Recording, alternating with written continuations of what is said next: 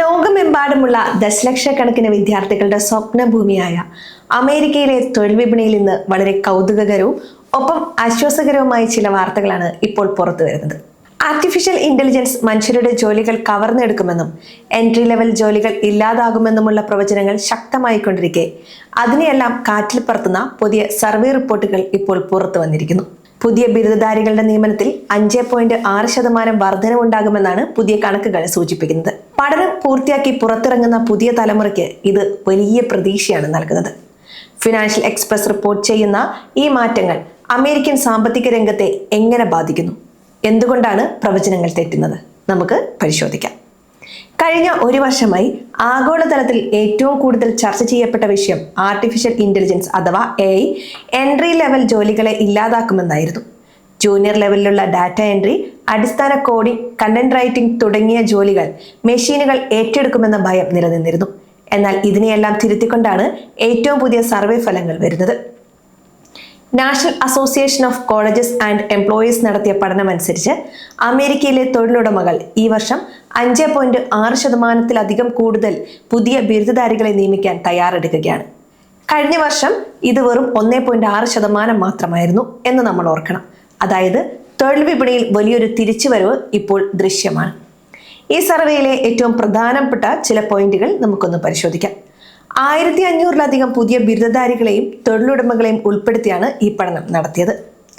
ഒന്നാമത്തേത് തൊഴിൽ ലഭ്യതയിലെ വേഗത. സർവേയിൽ പങ്കെടുത്ത 77% ബിരുദധാരികളും പഠനം കഴിഞ്ഞ് 3 മാസത്തിനുള്ളിൽ ജോലി കണ്ടെത്തിയതായി വ്യക്തമാക്കിയിട്ടുണ്ട്. കഴിഞ്ഞ വർഷം ഇത് 63% മാത്രമായിരുന്നു. AI-യും മനുഷ്യശേഷിയുമാണ് രണ്ടാമത്തെ പോയിന്റ്.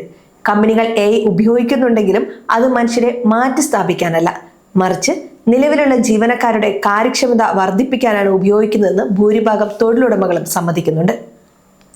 മൂന്നാമത്തേത് ഇന്റേൺഷിപ്പുകൾക്കുള്ള മുൻഗണന. ഇന്റേൺഷിപ്പുകൾ ചെയ്യുന്നവർക്ക് ജോലി ലഭിക്കാനുള്ള സാധ്യത 4% കൂടിയിട്ടുണ്ട്. അതായത് പ്രായോഗിക പരിചയമുള്ളവർക്ക് വിപണിയിൽ വലിയ ഡിമാൻഡ് ഉണ്ടെന്ന് നമുക്ക് ചുരുക്കി പറയാം. ഇതിൽ നിന്ന് വ്യക്തമാകുന്നത് സാങ്കേതിക വിദ്യ എത്ര വളർന്നാലും ഹ്യൂമൻ ഇന്റലിജൻസും ക്രിയേറ്റീവ് ചിന്താഗതിക്കും പകരം വയ്ക്കാൻ മറ്റൊന്നില്ല എന്ന് കമ്പനികൾ തിരിച്ചറിഞ്ഞു തുടങ്ങിയിരിക്കുന്നു എന്നതാണ്. തൊഴിൽ ലഭ്യത മാത്രമല്ല, നൽകുന്ന ശമ്പളത്തിന്റെ കാര്യത്തിലും പോസിറ്റീവായ മാറ്റങ്ങൾ ഉണ്ടായിട്ടുണ്ട്. അമേരിക്കയിലെ 40% വരുന്ന കമ്പനികൾ ഈ വർഷം ബാച്ചിലർ ബിരുദധാരികൾക്ക് നൽകുന്ന ശമ്പളം വർദ്ധിപ്പിക്കാൻ തീരുമാനിച്ചിട്ടുണ്ട്. മാസ്റ്റേഴ്സ് ബിരുദധാരികൾക്കും ഏകദേശം 30% ശമ്പള വർധനവ് പ്രതീക്ഷിക്കാം. കൂടാതെ പുതിയ ജോലിക്കാരിൽ പകുതിയിലധികം പേർക്കും സൈനിങ് ബോണസ് നൽകാനും കമ്പനികൾ തയ്യാറാണ്. ഹൈബ്രിഡ് ജോലി രീതികൾ, അതായത് ഓഫീസിലും വീട്ടിലുമായി ഇരുന്ന് ചെയ്യുന്ന ജോലികൾ എൻട്രി ലെവൽ തസ്തികകളിൽ 54% ഉയർന്നിട്ടുണ്ട്. ഇത് പുതിയ തലമുറയ്ക്ക് ജോലിയിൽ കൂടുതൽ ഫ്ലെക്സിബിലിറ്റിയാണ് നൽകുന്നത്. എല്ലാം നല്ലതാണെന്ന് കരുതി നമുക്ക് വെറുതെ മടിയന്മാരായിരിക്കാൻ പറ്റിയില്ല. തൊഴിൽ വിപണി മെച്ചപ്പെടുന്നുണ്ടെങ്കിലും മത്സരം വളരെ കടുത്തതാണ്. സർവേ നൽകുന്ന മറ്റൊരു മുന്നറിയിപ്പ് സ്കിൽ ബേസ്ഡ് ഹയറിങ്ങിനെ കുറിച്ചാണ്. വെറുമൊരു ബിരുദം കൊണ്ട് മാത്രം നമുക്ക് ജോലി ഉറപ്പിക്കാനാവില്ല. GPA പ്രാധാന്യമുണ്ട്. ഏകദേശം 47 തൊഴിലുടമകളും ഇപ്പോഴും അപേക്ഷകരുടെ GPA ഗ്രേഡ് പോയിന്റ് ആവറേജ് ഒരു പ്രധാന മാനദണ്ഡമായി കാണുന്നുണ്ട്. കഴിഞ്ഞ വർഷത്തെ അപേക്ഷിച്ച് ഇതിൽ വർധനവുണ്ടായിട്ടുണ്ട്. മറ്റൊന്ന് AI പരിജ്ഞാനം. AI നിങ്ങളുടെ ജോലി കവർന്നെടുക്കില്ലായിരിക്കാം, പക്ഷേ AI ഉപയോഗിക്കാൻ അറിയുന്ന ഒരാൾ നിങ്ങളുടെ ജോലി കവർന്നെടുത്തേക്കാം. അതിനാൽ പുതിയ സാങ്കേതിക വിദ്യകളിൽ അറിവ് നേടുക എന്നത് വളരെ അനിവാര്യമാണ്. മറ്റൊന്ന് സെക്ടർ മാറ്റങ്ങളാണ്. ടെക്നോളജി, ഫിനാൻസ് മേഖലകളിൽ കഴിഞ്ഞ വർഷങ്ങളിലുണ്ടായ പിരിച്ചുവിടലുകൾ, അതായത് ലേ ഓഫ് കുറയുകയും പുതിയ നിയമനങ്ങൾ ആരംഭിക്കുകയും ചെയ്തിട്ടുണ്ട്. എന്നാൽ സോഷ്യൽ സർവീസ്, വിദ്യാഭ്യാസം തുടങ്ങിയ മേഖലകളിൽ നിയമനം അല്പം മന്ദഗതിയിലാണുള്ളത്.